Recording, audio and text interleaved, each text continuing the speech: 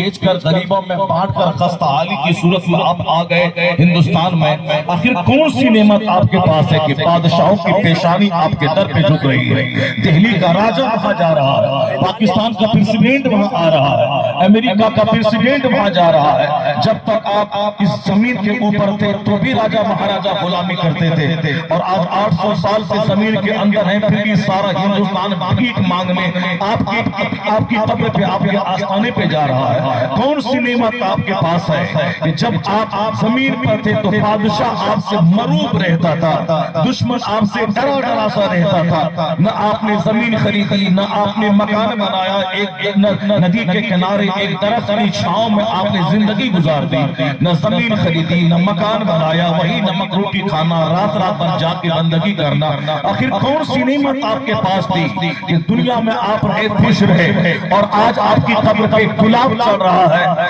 اور آج آپ کا اجمیر محلہ ہندوستان کا قبلہ اور کعبہ بنا ہوا ہے؟ آخر کون سی نعمت ہے؟ کہاں ملے گا سکون؟ کیسے ملے گی ویسی عزت؟ کس طرح میں پاؤں گا زندگی میں وقار؟ کیسے ملے گا چین؟ تو غریب نواز کی قبر سے آواز آئے گی جو اپنے بال بچوں کے لیے وطن چھوڑتا ہے، ممکن ہے کہ اس کا بچہ باقی ہو جائے، جو اپنے بال بچوں کے لیے رات بھر کھیت میں پانی پٹاتا ہے، ممکن ہے کہ بال بچے اس کے دشمن ہو جائے، اسے چند سکے کمانے کے لیے کئی سال گھر سے باہر رہتا ہے، ممکن ہے کہ وہی سکے کے قاتل تلاش ہو جائے، جو اپنے بال بچوں کے لیے جیتا ہے، جو اپنے بال بچوں کے لیے مرتا ہے، جو مکان کی تعمیر کے لیے اپنی انرجی کو صرف کرتا ہے، یہی مکان اسے کاٹنے دوڑے گا، یہی اولاد اسے ڈھونک مارے گی، یہی زندگی کا سارا سامان اس کے لیے تنہائی کا ذریعہ بن جائے گا۔ غریب نواز کہیں گے کہ سکون تو وہاں ملتا ہے، میں نے اپنا وطن چھوڑا، میں نے اپنے احباب کو چھوڑا، میں نے اپنے رشتہ دار کو چھوڑا، میں نے 20 سال تک علم حاصل کیا، میں نے 30 سال تک مرشد کا جھولا ڈھویا، ان کا بستر ڈھویا، تو سکون اولیاء صالحین کی خدمتوں سے ملتا ہے، عزت و وقار اللہ کی عبادت سے ملتا ہے۔ جس کا دل گزرے رب کی رضا کی خاطر، جن کی رات گزرے رب کی رضا کی خاطر، جو اپنا وطن چھوڑے رب کے لیے، اس کو اپنا گھر رہے یا نہ رہے، زمین رہے یا نہ رہے، اللہ بادشاہوں جیسا سکون عطا فرما دیتا ہے۔ جس جھوپڑی میں یاد الہی ہے، جہاں تلاوت ہے، جہاں عبادت ہے، جہاں ریاضت ہے، جہاں مسلمان کی ہمدردی ہے، وہاں کچھ نہیں رہے، اللہ اس جھوپڑی کو جنت کے لیے قابل رشک بنا دیتا ہے، بادشاہوں کے لیے قابل رشک بنا دیتا ہے۔ جنت تو وہاں ملے گی، جنت کی خوشبو جھوپڑی میں عطا فرما دیتا ہے۔ نعرہ تکبیر، نعرہ رسالت، راجہ مہاراجہ کانفرنس۔ سرکار غریب نواز کی قبر سے آواز آئے گی، سکون چاہتے ہو کہ ایک ہی واحد راستہ ہے، وہ راستہ ہے رب کی عبادت کرنا، وہ راستہ ہے اپنے مقصد حیات کو سمجھنا، وہ راستہ ہے اپنے سماج کے لوگوں سے مل جل کر رہنا، وہ راستہ ہے نفرتوں کو دور کر کے محبت سے رہنا، وہ راستہ ہے دوسروں کی قدر کرنا، وہ راستہ ہے اپنے گھر میں دینی ماحول پیدا کرنا، وہ راستہ ہے اخبار سے کم قرآن سے زیادہ رشتہ جوڑنا، وہ راستہ ہے سیاست کی باتیں کم کرنا، آخرت کی باتیں زیادہ کرنا۔ آج میرے گھر میں اخبار ہے، قرآن نہیں، آج میرے پاس پولیٹیکل گفتگو ہے، مذہب کی گفتگو نہیں۔ آج الیکشن ہو رہا ہے اتر پردیش میں، اکھلیش جیتے گا، مایاوتی جیتے گی کہ کون جیتے گا، دماغ میرا خراب ہو رہا، میں اپنے گاؤں میں ایک دوسرے سے لڑ رہا ہوں، 2-2 گھنٹے 4-4 گھنٹے بحث کر رہا ہوں، بحث یہ کرتا ہوں، بحث یہ کر رہا ہوں کہ اکھلیش جیت گیا تو کلیان ہو جائے گا، پنڈت جی کا ہارنا ضروری ہے، پنڈت جی دوبارہ آگے جانے کیا کیا گل کھلائے گا، یہ تبصرہ مسلمان کر رہا ہے۔ کیا کرتا ہے کہ مودی جی دوبارہ آ گئے تو پھر ہندوستان جل کر راکھ ہو جائے گا، انہیں دوبارہ نہیں آنا چاہیے، یہ تبصرہ مسلمان کر رہا ہے۔ تبصرہ کون کر رہا ہے؟ اگر صاحب اس کی گورنمنٹ بن گئی تو پھر میرا جینا محال ہو جائے گا، اگر کوئی کافر اس طرح کا تبصرہ کرے تو چلے گا، کوئی ہندو کرے تو چلے گا، کوئی مشرک کرے تو چلے گا، کوئی یہودی کرے تو چلے گا، کوئی عیسائی کرے تو چلے گا، لیکن کلمہ پڑھنے والا قوم مسلمان یہ تبصرہ اس کو سیب نہیں دیتا، یہ جانتا ہے کہ ہندوستان کا جو ظاہری حاکم ہے، چاہے نہرو تھے، چاہے اندرا تھی، چاہے مرارجی دیسائی تھے، چاہے آئی کے گجرال تھے، اٹل بہاری واجپئی تھے، چاہے صاحب راجیو گاندھی تھے، یہ سارے نیتا آئے تو 4-5 سال کے بعد چلے گئے۔ ہمیں نہ نہرو سے مطلب ہے، نہ ہمیں انڈیا سے مطلب ہے، نہ ہمیں آئی کے گجرال سے مطلب ہے، نہ ہمیں صاحب بہاری واجپئی سے مطلب ہے، نہ ہمیں مودی سے مطلب ہے۔ ہمیں مطلب ہے کہ میرا سلطان جو 800 سال سے ہندوستان کا راجہ مہاراجا ہے وہ اجمیر میں ہے، وہ سلطان کو کبھی مرنا ہے، وہ سلطان کو کبھی ختم ہونا ہے۔ جب میرا مہاراجا اجمیر میں ہے، میں دہلی کا تبصرہ کم کرنا چاہیے، اجمیر کا تبصرہ زیادہ۔ نعرہ تکبیر، نعرہ رسالت، خواجہ کا ہندوستان۔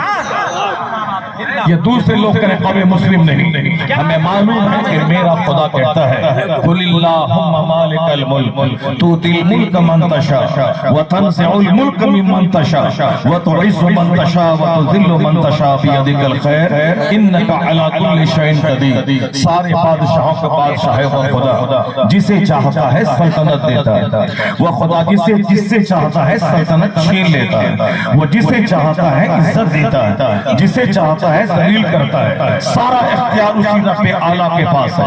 کائنات کا حقیقی مالک اللہ ہے، کائنات کا حقیقی خالق اللہ ہے، کائنات کا حقیقی بادشاہ اللہ ہے۔ یہ اسلام کا بنیادی عقیدہ ہے۔ میں نے رب پر ایمان لایا، میرا وہ خدا جو اس نے ساری کائنات کی تخلیق فرمائی، دنیا کو پیدا کیا، وہ خدا جس نے پانی کی ایک بوند سے انسان کو پیدا کیا، وہ خدا جو موسم بدلتا ہے، وہ خدا جو سال اور ماہ و سال پیدا کرتا ہے، وہ خدا جو ہمیں زندگی دیتا ہے، ہمیں موت دیتا ہے، وہی خدا ہے جو کسی کے رزق میں اضافہ فرماتا ہے، کسی کے رزق کو تنگ اور گھٹا دیتا ہے، وہی اللہ ہے، سب کچھ کرتا ہے۔ یہ عقیدہ جتنا زیادہ پختہ ہوتا جائے گا، دوسروں پر اعتماد اتنا ہی کمزور ہوگا، رب پر اعتماد بڑھتا چلا جائے گا۔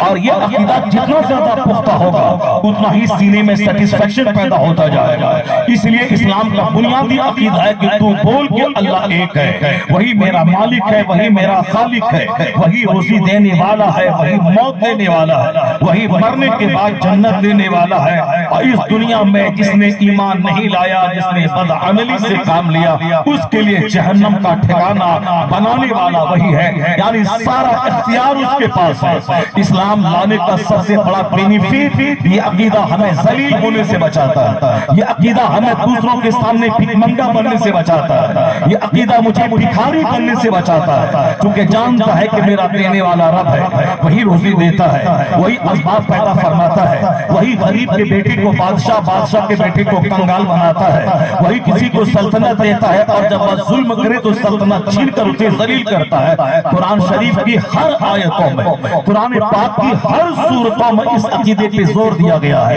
یا ان اللہ علی کل شیء قدیر، اللہ ہر چیز پر قادر ہے۔ جب اللہ ہر چیز پر قادر ہے تو پھر ہمیں یقین اعتماد مضبوط اللہ پہ ہونا چاہیے کہ اللہ رب العزت ہی اس دنیا کا حاکم ہے، وہی ساری کائنات کا خالق ہے، وہی سب کو نعمتوں سے نوازنے والا ہے، وہی میری معصیت اور میرے گناہوں کو دیکھ کر نعمتوں کو چھیننے والا ہے۔ جب نظر اس عقیدے پہ رہے گی، اس بات پہ نظر نہ جائے گی کہ فلاں صاحب آ جائیں تو ہم کو خوشحالی مل جائے گی، فلاں صاحب کے رہنے سے مجھ کو بدحالی مل جائے گی، فلاں صاحب کے آ جانے سے مالا مال ہم ہو جائیں گے، فلاں صاحب حاکم بن جائے تو صاحب ہندوستان میں خوشحالی کی ندی بہہ جائے گی۔ یہ دوسرے لوگ ایسا کہتے ہیں، قوم مسلم چونکہ دنیا کے لوگوں کو ایک عارضی حاکم سمجھتا ہے اور حقیقی احکم الحاکمین اللہ کی ذات ہے، وہی جب دنیا میں پاپ بڑھ جائے، جب دنیا میں ظلم بڑھ جائے تو ظالم حاکموں کو مسلط کر دیتا ہے تاکہ بد عمل بندوں کو سبق سکھائے جائے، انہیں بتایا جائے کہ جب گناہ بڑھتا ہے تو اس کا حاکم ظالم آتا ہے، لیکن جب رعایا نیکوکار ہو، پرہیزگار ہو تو اللہ آتی بادشاہ کو اس پر مسلط کر دیتا ہے۔ جب پبلک اچھی ہو، جب رعایا نیک ہو اس کا حاکم نیک ہوتا ہے، جب پبلک نیک ہو اس کا حاکم صدیق اکبر ہوتا ہے، جب پبلک نیک ہو اس کا حاکم عمر فاروق اعظم ہوتا ہے، جب پبلک نیک ہو اس کا حاکم عثمان غنی جیسا ہوتا ہے، جب پبلک نیک ہو اس کا حاکم علی جیسا ہوتا ہے، جب پبلک نیک ہو اس کا حاکم حسن کریمین جیسے ہوتے ہیں، اور جب پبلک میں برائیاں آنے لگے تو حجاج ابن یوسف جیسا ظالم اس پر مسلط ہوتا ہے۔ جب گھروں میں تلاوت کے بجائے شراب آ جائے، وہاں رنگ آ جائے، وہاں صاحب دنیا داخل ہو جائے تو پھر تاتاری کافروں کو مسلط کر دیا جاتا ہے۔ اور جب مسجدیں ویران ہونے لگے، مدرسہ اجڑنے لگے، خانقاہ اجڑنے لگے، عالموں کی عزت پامال ہونے لگے، ماں باپ کا وقار مجروح ہونے لگے، ہر گھر میں میاں بیوی گیدڑ کتوں کی طرح لڑنے لگے، اولاد باقی ہونے لگے، اس زمانے میں حاکم مودی جیسا مسلط ہو جاتا ہے۔ اس کے ہٹانے کے لیے ووٹنگ کی کوئی ضرورت نہیں۔ جس دن مسجد آباد ہوئی، مدرسہ آباد ہوا، ہر تلاوت سے آباد ہو، خانقاہ آباد ہو، جلسہ آباد ہو، پیشانی سجدہ سے آباد ہو، میں ووٹ نہیں بھی دوں گا تو میرا خدا ظالم کو ہٹائے گا، مجھے دیکھ کر میرا حاکم عادل مسلط ہوگا۔ نعرہ تکبیر، نعرہ رسالت۔ اپنے گھروں میں تبصرہ اسلام کا ہونا چاہیے، اپنے گھر میں تبصرہ ایمان کا ہونا چاہیے، اپنے بال بچوں کے درمیان اولیاء و صالحین کے اوصاف و خصائل کا تذکرہ ہونا چاہیے۔ قوم مسلم کی اپنی شناخت ہے، قوم مسلم اس دنیا سے ظلم مٹانے آئی ہے۔ یہ قوم دنیا کو شاہراہ حیات دکھانے آئی ہے۔ یہ قوم غریبی میں رہ کر بادشاہوں کو جینے کا طرز دینے آئی ہے۔ 1400 سالہ تاریخ بڑی روشن رہی ہے۔ ہمارے بزرگوں نے جس خطے میں قدم رکھا ہے اس کفرستان کو اسلامستان میں تبدیل کر دیا ہے۔ ہمارے بزرگوں نے بے شمار بری رسموں کو دنیا سے مٹایا ہے۔ یہ اسلام کی دین ہے کہ آج ساری دنیا میں ایجوکیشن کا چراغ روشن ہے، ورنہ جہاں ایک بھی پڑھا لکھا آدمی نہیں تھا آج 1 لاکھ اسکول وہاں کھل گئے۔ پوچھا جائے کہ یہ اسکول کس نے گفٹ میں دیا ہے؟ جہاں سائنس نام کی کوئی چیز نہیں تھی آج وہاں کا بچہ محقق، ریسرچر اور سائنٹسٹ اور ویگیانک بن گیا ہے۔ ان سے پوچھا جائے کہ 500 سال پہلے لفظ ریسرچ تم نہیں جانتے تھے لیکن آج بچہ محقق ہے، یہ کس نے تم کو گفٹ میں دیا ہے؟ چائنا، جاپان جیسا ملک آج سے 1000 سال پہلے جہاں لوگ دانے کو ترستے تھے، جس ملک میں کوئی چیز نئی نہیں تھی، جہاں کے لوگ جانوروں جیسی زندگی گزارتے تھے، لیکن آج کو جاپان اور چائنا دنیا کی ساری منڈیوں پہ چھا گیا۔ دولت مندوں کی شرینی میں سب سے پہلے نمبر پہ چائنا جاپان کا نام آتا ہے، سلیقہ مندی میں جاپان کا نام آتا ہے، صفائی میں جاپان کا نام آتا ہے، وہاں کوئی بے روزگار نہیں بیٹھتا جاپان کا نام آتا ہے، وہاں کے نوجوان گلی ڈنڈا کھینی اور سگریٹ میں سے کام نہیں لیتے، انہیں صرف کام سے کام ہے، جاپان کا نام آتا ہے۔ نوجوان کیسے جیے کہتے ہیں جاپان کو دیکھا جائے، گلی کوچے صاف کیسے رہیں جاپان کو دیکھا جائے، ہر گاؤں میں فیکٹری کیسے بنے جاپان کو دیکھا جائے، جس پر آج سے 70 سال پہلے ایٹم بم گرایا گیا اور اس ملک کو تباہ کرنے کا خواب امریکہ نے دیکھا، اور 2 بار ہیروشیما ناگاساکی پہ بم گرا کر جس ملک کو تباہ کرنے کی کوشش امریکہ نے کی، آج وہ ملک امریکہ کو آنکھ دکھلا رہا ہے، معاشی اعتبار سے دنیا میں سب سے مضبوط ترین ملک بن گیا ہے۔ اس سے پوچھا جائے کس نے تم کو سلیقہ حیات دیا کہ اس اجڑے ہوئے ماحول میں تم نے جو آبادی کی تصویر تم نے کھینچی ہے، جو آبادی کا ماڈل تم بن گئے ہو دنیا میں، آخری سلیقہ تم کو کس نے دیا؟ جاپان کا ذرہ بولے گا، اگر کوئی دوسرا پوچھے تو چلے گا۔ ایک قوم مسلم تم مت پوچھنا، تمہارے پیغمبر نے کہا ہے سنکٹ کی گھڑی میں صبر کرنا چاہیے، مصیبت کے وقت میں صبر کرنا چاہیے۔ تمہارے پیغمبر نے کہا ہے الید العلیٰ خیر من الید السفلی، یعنی the giver hand is better than the lower hand، دینے والا ہاتھ لینے والے ہاتھ سے بہتر ہوتا ہے۔ تو میں نے قسم کھا لیا تھا کہ ہم تباہ ضرور ہوئے ہیں مگر اس سنکٹ کی گھڑی میں ہم صبر کریں گے، ہم اپنے بچوں کو پڑھائیں گے، ہم وہ کچھ اپنے گاؤں میں پیدا کریں گے کہ ہم دنیا کی منڈیوں میں اپنا مال پھیلائیں گے، دنیا بھر کا سکہ میرے ملک میں آئے گا، میں دوسروں سے مانگوں گا نہیں، کپڑا میں خود پیدا کروں گا، گاڑی میں خود بناؤں گا، ساری انڈسٹریز میں قائم کروں گا، سارا میٹیریلز میں پیدا کروں گا، میں دنیا کو دوں گا، دنیا سے لوں گا نہیں، میں جب لوں گا تو میرا سکہ جائے گا، میں جب دوں گا تو باہر کا سکہ آئے گا، میں نے محنت کی، بچوں کو ہنر سکھلایا، انہیں بتایا کہ ایک منٹ بھی برباد مت کرنا، جہاں ملک 5 گھنٹے لوگ برباد کرتے ہیں چوک چوراہے پہ، چائے کی دکان پہ، وہ پیسے کو ترسیں گے، وہ ملک ترسے گا، وہ گاؤں غریبی کا شکار ہو جائے گا، اور جو ایک منٹ کو قیمتی سمجھ کر اس کو کام میں لگائے گا، یعنی سونے کا ٹائم فکس ہونا چاہیے، کام کا ٹائم فکس ہونا چاہیے، ہر چیز کا وقت متعین ہونا چاہیے، وہ جاپان کا ذرہ بولے گا میں نے وقت کی قدر کی ہے، یہ وقت کی قدر میں نے امریکہ سے نہیں سیکھا ہے، میں نے اور تبت سے نہیں سیکھا ہے، میں نے ویتنام سے نہیں سیکھا ہے، یہ وقت کی قدر، ایک منٹ پہلے کا مقام کچھ اور ہے، ایک منٹ بعد کا مقام کچھ اور ہے، ایک منٹ پہلے کا ویلو کچھ اور ہے، ایک منٹ کے بعد کا ویلوز کچھ اور ہے، یہ ہم نے اسلام سے سیکھا ہے۔ اگر آفتاب نکلتا ہے 5:10 پر تو 5:09 پہ جو نماز فجر ہو سکتی ہے 5:10 پر وہ نماز فجر ادا نہ ہوگی۔ اگر اس سحری کا وقت ہے 3:40 میں ختم ہوتا ہے تو 3:40 سے پہلے بیوی بھی جائز ہے، دانا بھی جائز ہے، پانی بھی جائز ہے۔ 3:40 کے بعد اب میری بیوی اپنی میرے لیے حرام ہو گئی، دانا میرے لیے حرام ہو گیا، پانی میرے لیے حرام ہو گیا۔ 1 منٹ پہلے جو چیز حلال تھی